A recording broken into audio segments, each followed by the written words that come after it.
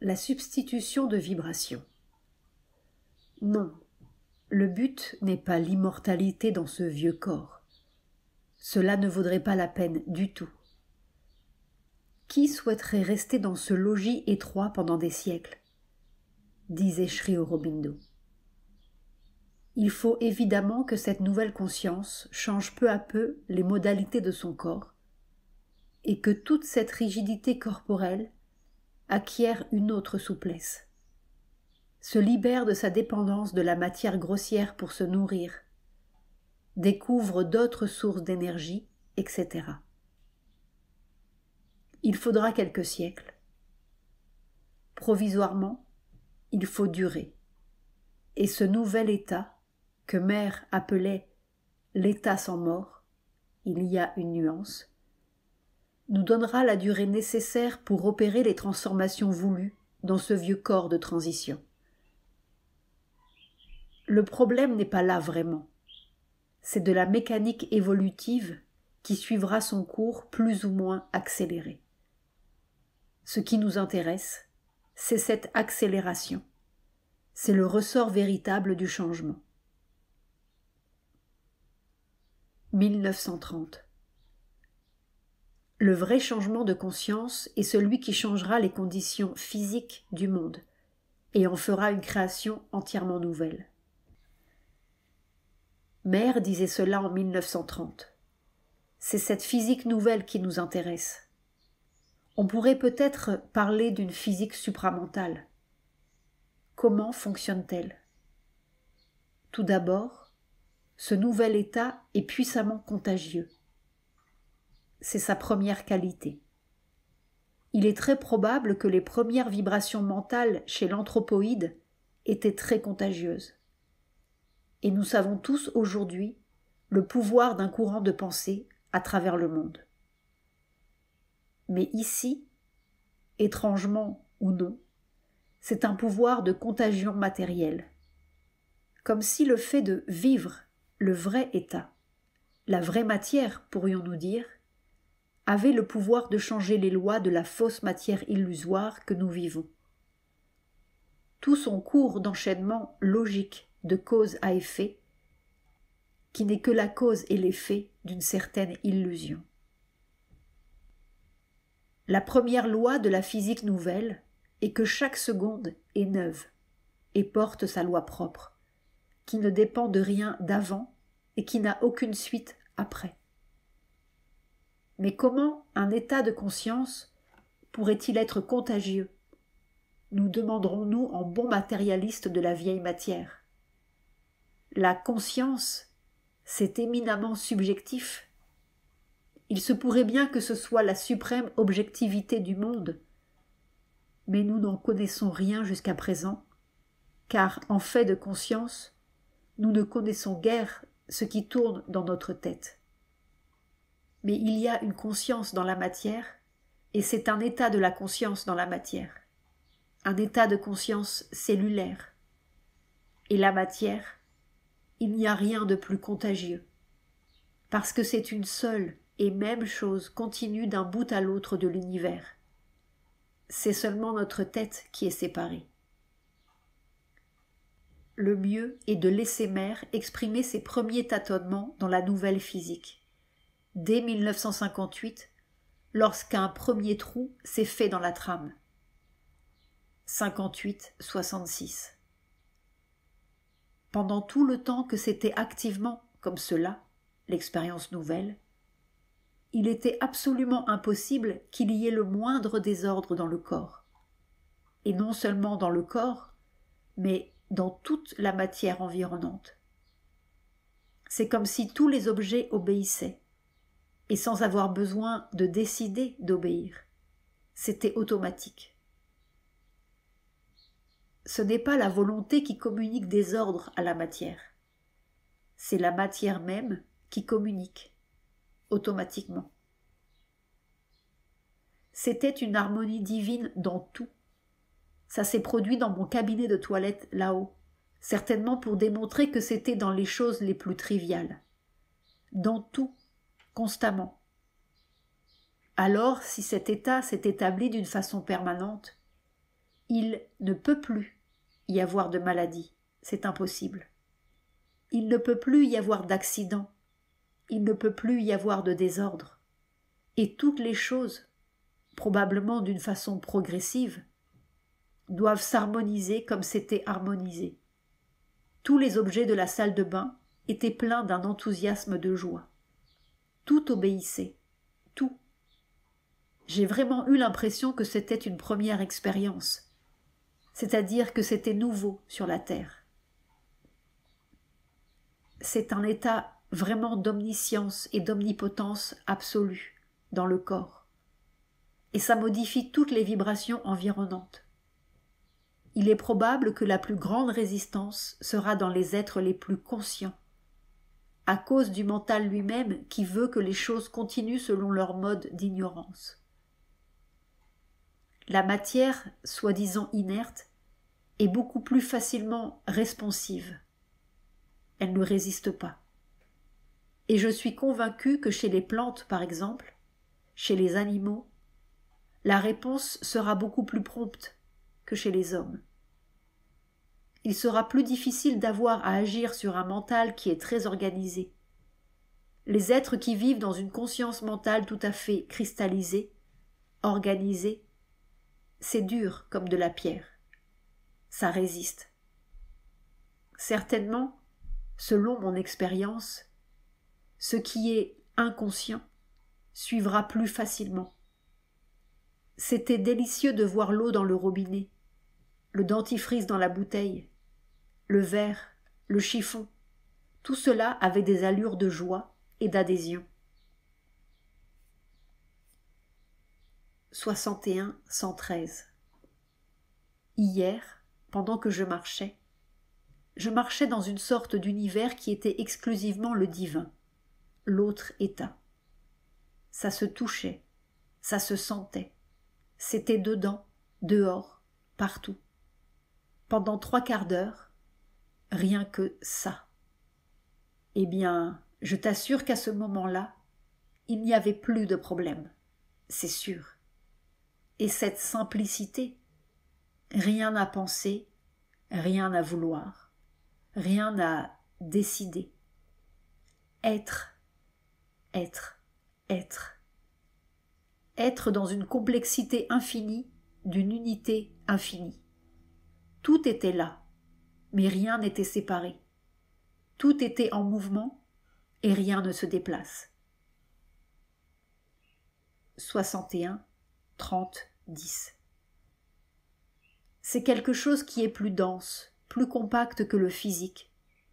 Cette création nouvelle, la masse, grandit avec la vitesse, dit Einstein.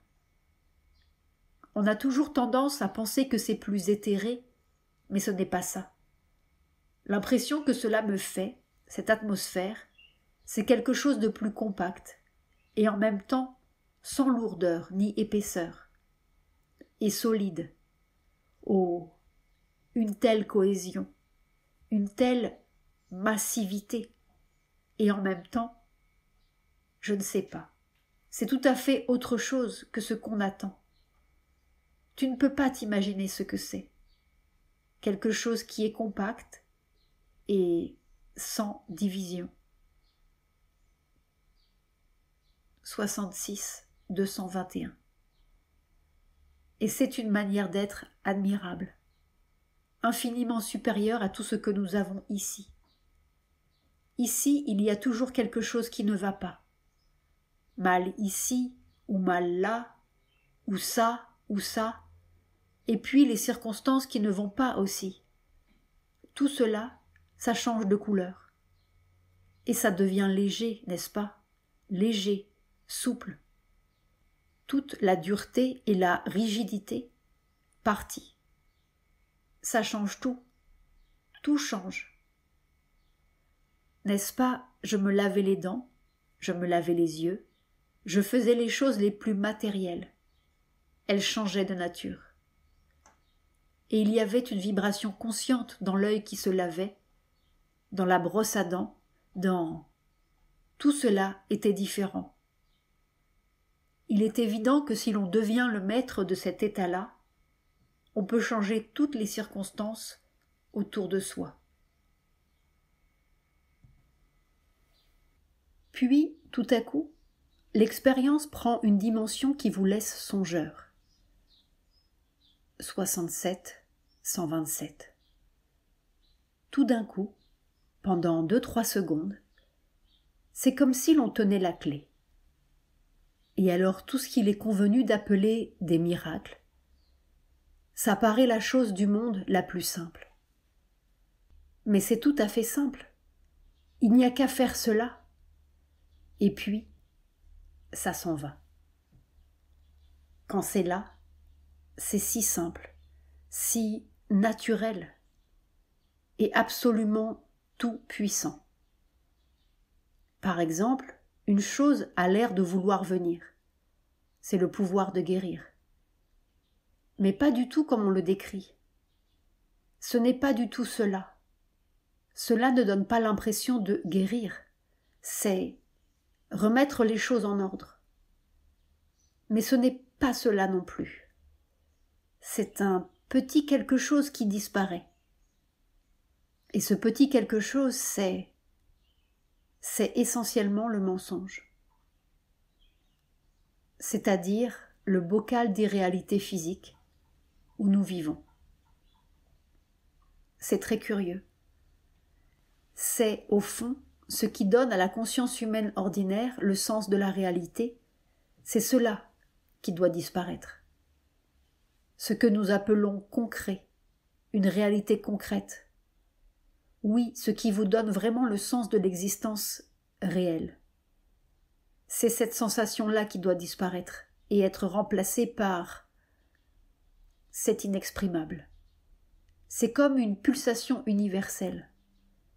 C'est à la fois toute lumière, toute puissance, toute intensité d'amour et une plénitude. C'est tellement plein que rien d'autre ne peut exister que ça. Et quand ça, c'est là dans le corps, dans les cellules, alors il suffit de tourner ça sur quelqu'un ou sur quelque chose, et immédiatement, cela se remet en ordre. Alors, traduit en mots ordinaires, ça guérit la maladie. Mais non, cela ne la guérit pas, ça l'annule. Oui, ça l'annule, ça l'irréalise.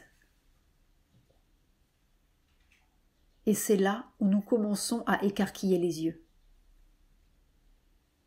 Tu comprends ? Ce n'est pas l'action d'une force supérieure à travers la matière, dans les autres. C'est une action directe, de matière à matière. Ce que les gens appellent généralement le pouvoir de guérir, c'est un pouvoir mental ou vital très grand qui s'impose à travers la résistance de la matière. Ce n'est pas cela du tout. C'est la contagion d'une vibration. Et alors, c'est irrévocable. 61, 271. Cet état-là, c'est une espèce d'absolu.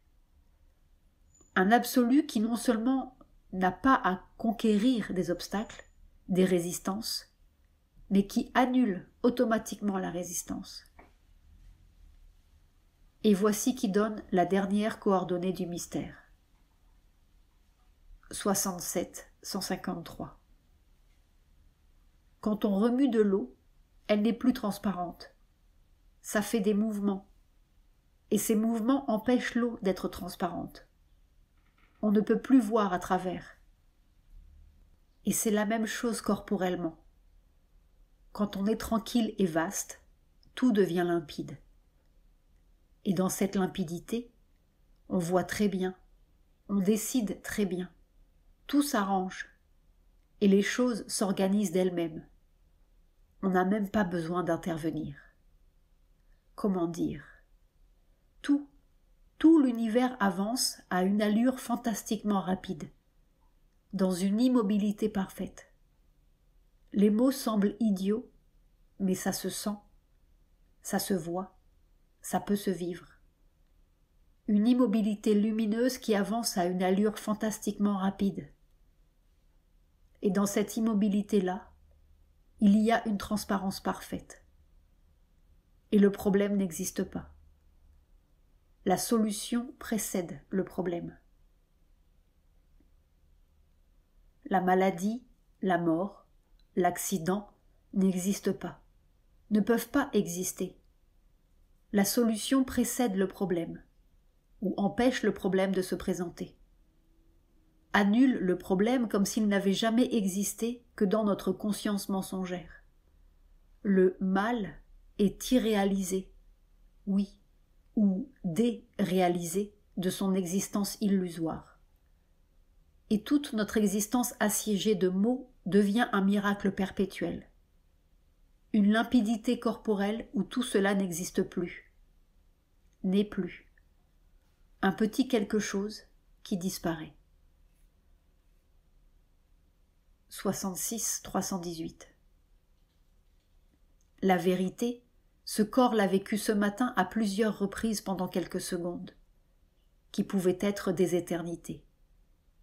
Et là, on ne sait pas si ça a duré ou si ça ne dure pas. C'est fini, tout cela. Et ça n'abolit rien. C'est cela qui est le plus merveilleux. Tout est là, ça n'abolit rien. Je veux dire que cela n'abolit rien du monde. On n'a même pas le sentiment que le mensonge est aboli. Il n'existe pas. Il n'y a pas. C'est un tout petit rien qui change tout. Et c'est comme cela qu'un mort peut revivre. C'est comme cela, par ce changement-là. Et finalement, le tableau devient clair. Et non seulement clair, mais plein d'espoir et accessible à l'humanité que nous sommes. Ce jour-là, Mère tenait la clé du petit quelque chose qui sépare les deux états. Le vieil état humain qu'elle appelle ici l'état d'imperfection et le nouvel état qu'elle appelle l'état de perfection. Et ces deux états ne sont pas à des distances sidérales et transcendantales l'un de l'autre. Ils sont là, ensemble, l'un dans l'autre, sur cette terre. 64, 12, 11 et 253. La perfection est là, toujours, coexistante avec l'imperfection. Perfection et imperfection sont coexistantes toujours, et non seulement simultanées, mais au même endroit. Je ne sais pas comment dire. Ici, Mère colle ses deux mains l'une contre l'autre. Ce qui veut dire qu'à n'importe quelle seconde, et dans n'importe quelle condition, vous pouvez atteindre à la perfection. Ce n'est pas quelque chose qu'il faille acquérir petit à petit par des progrès successifs. La perfection est un état absolu que l'on peut atteindre à n'importe quel moment. Et alors, la conclusion est très intéressante. Quand la vérité se manifeste, l'autre état, la vibration mensongère disparaît. Elle est annulée comme si elle n'avait jamais existé devant la vibration de vérité qui la remplace. N'est-ce pas? La vérité est là, le mensonge est là. Mère colle ses deux mains l'une contre l'autre. La perfection est là, l'imperfection est là. C'est tout à fait coexistant, au même endroit. De la minute où vous percevez la perfection, l'imperfection disparaît.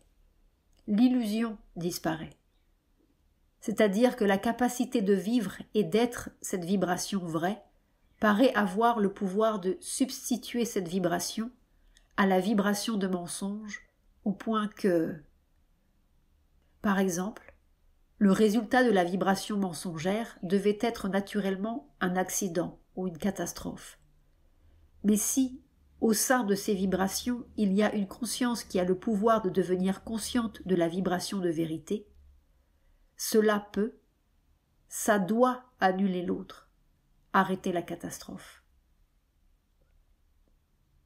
C'est une impression qui vient grandissante, comme le vrai est le seul moyen de changer le monde, que tous les autres procédés de lente transformation sont toujours en tangente, on approche de plus en plus, mais on n'arrive jamais. Et que le dernier pas, ce doit être cela, cette substitution de la vibration vraie. C'est la substitution de la physique nouvelle, supramentale, à la vieille physique mentale et scientifique et mortelle. Se pourrait-il qu'à travers les mailles de notre trame, brusquement, un jour, pour la terre entière, la vibration de vérité vienne annuler et irréaliser l'horreur que nous vivons, la douleur que nous vivons, la mort que nous vivons, et que l'on se réveille sur une terre neuve, où l'on ne comprendra plus rien aux vieilles lois de la mort, qui s'évanouiront comme un vain rêve. Pas une lente transformation, non.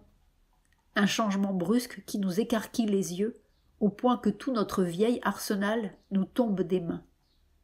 Et on se retrouve avec un rire immense.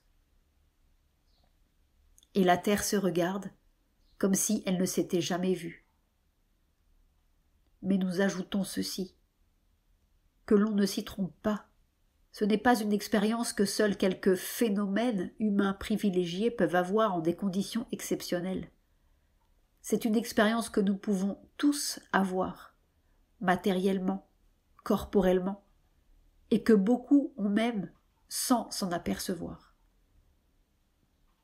Mais cela paraît si simple, si naturel, que l'on ne s'en aperçoit pas. La difficulté du secret, c'est qu'il est sous notre nez.